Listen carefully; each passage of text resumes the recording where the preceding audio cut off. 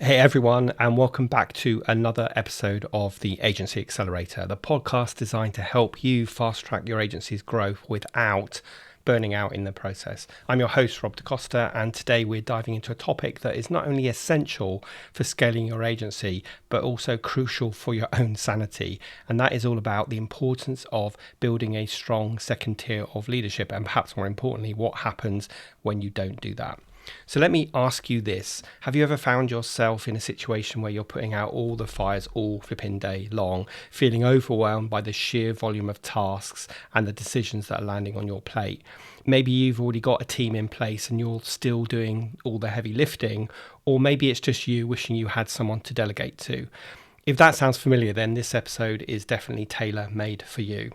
Now, in a recent conversation with the prospect which inspired this podcast, and let's call her Jane, I uncovered a common problem that many agency owners face as they start to scale. Jane has built a successful business managing a team of 12, but despite this, she finds herself bogged down in all the details, constantly correcting mistakes and feeling disappointed with her team performance and constantly having to lurch in to rescue a situation. So today I'm going to unpack Jane's story, dig into the root cause of her challenges, and more importantly, share actionable strategies that can help you build a robust second tier of leadership in your agency. So whether you're just starting out or whether you already have a team, it's going to be really useful for you. This will not only help you free yourself up from the day-to-day grind, but also empower your team to perform at their best. So stick around because, as ever, this episode is filled with practical insights that will help you scale your business. I'm Rob DaCosta, and this is the Agency Accelerator podcast. As someone who has stood in your shoes, having started, grown and sold my own agency, I know just how it feels in the ups and downs of agency life. So this podcast aims to ease your journey just a little by sharing mine and my guests' experiences and advice as you navigate your way to growing a profitable, sustainable and enjoyable business.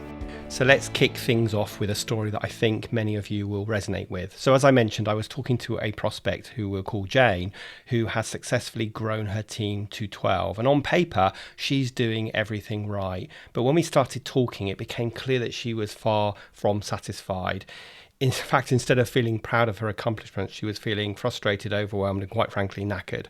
Jane's main issue is that her team wasn't performing up to her expectations. She's constantly having to step in to fix their errors, to clarify instructions, to manage tasks that she had delegated and that they should be capable of doing, yet they constantly just let her down.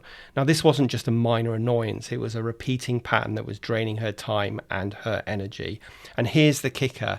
Jane wasn't just frustrated with her team, she was also frustrated with herself. She felt like she was stuck in a cycle of micromanagement and firefighting, unable to focus on the strategic aspects of her business. Instead of leading, she was managing, and not in a way that was productive. Quite frankly, she was constantly stuck on the client service hamster wheel of doom. So let me ask you this. How many of you have been in Jane's shoes? How many of you find yourselves caught in the weeds, trying to oversee every single detail and feeling like your team isn't stepping up in the way that you had hoped? Now, if you're nodding along to this, know that you are absolutely not alone, which is why I want to record this podcast, because this is a common struggle for agency owners, especially as your business begins to grow. But here's the thing, the struggle isn't just about your team's performance, it's about the way your business is structured and, more importantly, how you set yourself up as a leader. And it's something I always tell my clients is that when you want someone else to change, the first thing you have to do is look at yourself, and that's exactly the case with Jane. So let's dive into why this happens and what you can do to start changing it. Okay, let's start with a statement of fact that I think you'll all agree with, and that is that we all know that micromanaging is absolutely exhausting, but it's more than just a personal drain, it's a business killer. When you're stuck in the cycle of micromanagement, it's not just your sanity that suffers, your entire agency can feel the effects, and definitely not in a good way. So let me just break this down a bit. First, there is the issue of staff turnover. Imagine being on the receiving end of constant oversight. You're trying to do your job, but every step of the way there's someone hovering over you, correcting you, second-guessing your decisions. And it's not just frustrating, it's demoralizing, especially if you're not really getting the feedback about why your content or copy or design or whatever it is being changed. And when your team feels like they're not trusted or valued, they're not going to stick around for very long. They'll leave for an environment where they have more autonomy, where they feel empowered to do their best work, and where they're trained to do their best work. And when they leave, you're back to square one, trying to find and train new hires, which is time consuming, demoralizing for you and your team, and it's costly. Then there's client turnover. Your clients expect a certain level of service and expertise and consistency, and when your team underperforms, they notice. Maybe deadlines are missed, or the quality of work isn't up to par, or they're just not delivering against the outcomes that you all agreed at the beginning of the campaign. Whatever the case, your clients aren't getting the results that they were promised, and in today's competitive market, they won't hesitate to go elsewhere and find someone else. Losing clients isn't just a financial hit, it's a blow to your reputation, one that can have a long-term consequences for your agency, and it's that sense of taking one step forward and one step back. Finally, there's the issue of misplaced focus because, and this is really important, as the agency owner, your role is to lead, to strategize, and to drive your business forwards. But when you're bogged down in micromanaging and lurching into rescue, you're not leading, you're just managing. You're so busy dealing with the day-to-day operations that you don't have the time or the mental space to think about the bigger picture. And when that happens, your business stagnates. You need to be the captain standing on the bridge of your ship, heading towards a desert island, not the iceberg. And also, you're not innovating, you're not growing, and you're certainly not enjoying the fruits of your labor. So what's the key takeaway here? Micromanaging is a vicious circle that can drag down the entire business. But here's a silver lining. The issues we're talking about are definitely not insurmountable.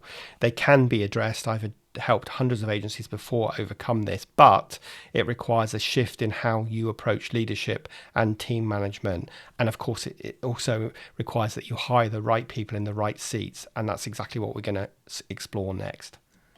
So let's dig in and get to the heart of the matter. The root cause of this micromanagement cycle isn't just that you're a perfectionist, which is a bad thing, or that your team isn't capable. It's much deeper than that. The real issue is that your agency lacks a strong second tier of leadership. So what exactly do I mean by a second tier of leadership? Think of it like this. If your agency is a ship, you're the captain, but every ship needs officers to run smoothly, to manage the crew, to navigate the waters, and to keep everything on course. Without these officers, you're left trying to steer the ship away from the iceberg, manage the crew, and keep an eye on the horizon all at once. It's overwhelming, and eventually something's going to slip through the cracks, and you're probably going to hit the iceberg. The second tier of leadership is crucial because it allows you to delegate with confidence. It's the layer of leaders who can take ownership of entire segments of your business, manage the teams, and ensure that everything runs smoothly without needing your constant input.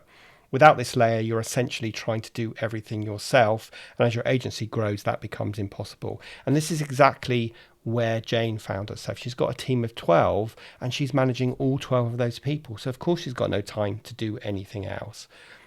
So now let's talk about what I call the missing middle. This is the gap between you, the agency owner, and your frontline employees.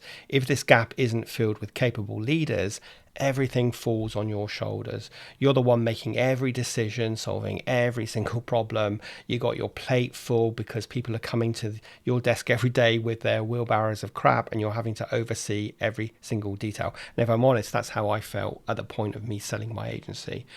And whilst that might have worked when you were just starting out or when you had a few staff, it's definitely not sustainable as your agency scales. Building this middle layer of leadership is like strengthening the walls of your house, just to use another metaphor. Your foundation, that's your vision, your core values, that might be solid, and your roof, which is your business goals, might be clear.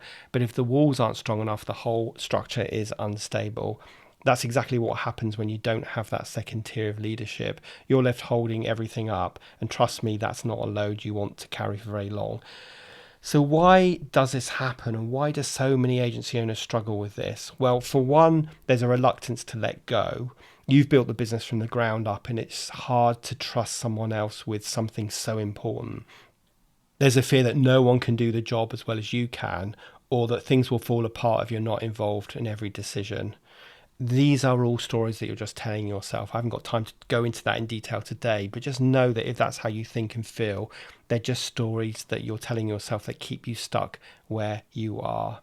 Now, there's also the issue of cost, because obviously developing a leadership requires investment, both in terms of money and time, and it can feel daunting to spend resources on training and salaries, especially when you're trying to grow your business and every pound counts. But here's the thing, the cost of not building this second tier is far greater. The turnover, the client churn, and the burnout, it all adds up, and it's far more expensive than investing in leadership early on. The final piece of the puzzle is the leadership gap. This is where you, as the agency owner, haven't fully transitioned from being a doer to being a leader. You're still trying to wear all the hats, and because of that, there's no one else in your agency who's fully empowered to take on leadership roles. In fact, everyone wants your time, including clients. And the gap exists because you haven't developed your team into leaders who can carry that load. So to sum it up, the root cause of micromanagement is the absence of that crucial second tier of leadership, and without it you're left doing everything. Now, I totally understand that when you first start hiring people, you can't afford to hire expensive sort of second tier people. You're going to hire more junior people, but at some point you need to take stock of this and in your vision have some clarity around when you're going to start building that second tier of leaders. And this is often what has led to this problem, that we've hired the most expensive people we can afford, but they are pretty junior, and so this massive gap emerges between you and the rest of the team. So be really mindful of that, and in your vision make sure that you have got the key metrics to tell you when you should hire and who you should hire, so you can do it with confidence and clarity. Okay, to wrap this up, let me share some final thoughts with you. Building a strong second tier of leadership isn't just about solving today's problems, it's about setting your agency up for long-term success. Start by identifying potential leaders that you have in your team, or hire the most advanced people or hire the most senior people that you can afford and invest in their growth and empower them to take ownership. The benefits of this are enormous, from improved efficiency to reduced stress and allowing you to focus on your superpowers, which are the things that you can truly only do. And they're the key to your agency's sustainable growth.